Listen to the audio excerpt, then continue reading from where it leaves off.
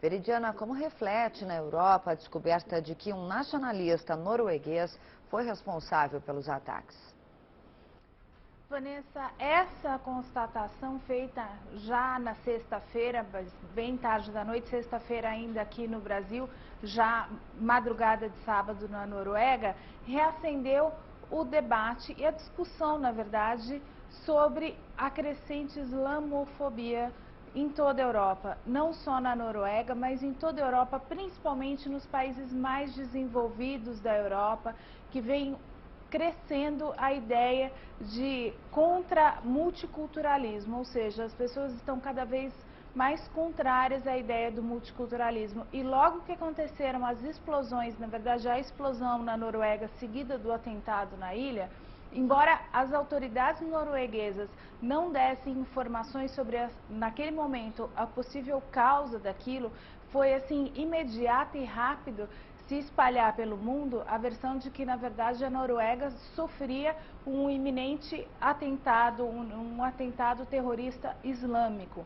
O que acontece é que depois de constatado que um nacionalista norueguês, uma pessoa que nasceu e cresceu naquele país, criada naquele país e sem religião islâmica, que não era da religião islâmica, reacendeu o debate sobre a islamofobia.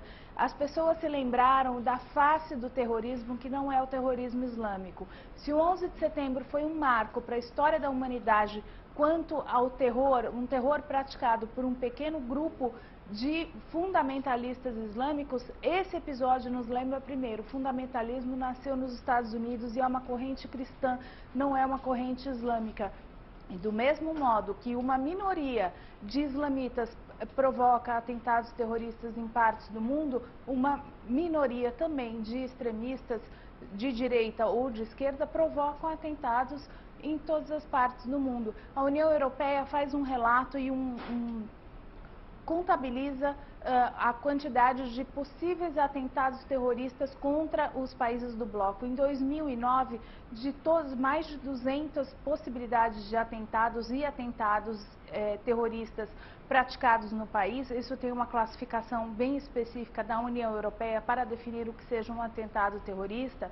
Desses mais de 200 ameaças e ações violentas, somente uma foi praticada por islamita. Então, nesta semana, a Europa começa, essa segunda-feira, debatendo o crescimento da islamofobia em todo o continente. Veri, mas as ideias dele encontram repercussão no continente? Vanessa, encontram pelo seguinte: ele queria especificamente, no caso desse norueguês, iniciar uma cruzada anti-islã. Há uma parcela grande de europeus que veem o Islã como uma ameaça crescente no país e se esquecem, na verdade, de que muitos islamitas e islâmicos e muçulmanos, que são denominações aí diferentes, com características diferentes, são europeus. Agora, ele falou também de outras questões. Ele é uma pessoa contrária à imigração. E essa oposição à crescente imigração tem acontecido principalmente nos países desenvolvidos do bloco, como Noruega e, por exemplo, a Holanda. Os países que têm maior assistência ao imigrante são os países que vêm crescendo essa corrente anti-imigração. E também o anti-multiculturalismo. São pessoas que não querem, que não veem com bons olhos a diversidade cultural que é justamente representada por essa imigração.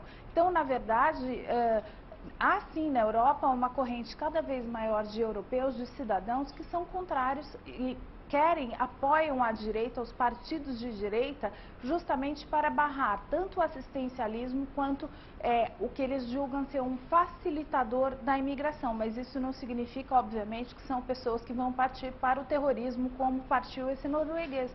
Mas são sim pessoas contrárias a essa ideia e isso também se discute muito na Europa agora.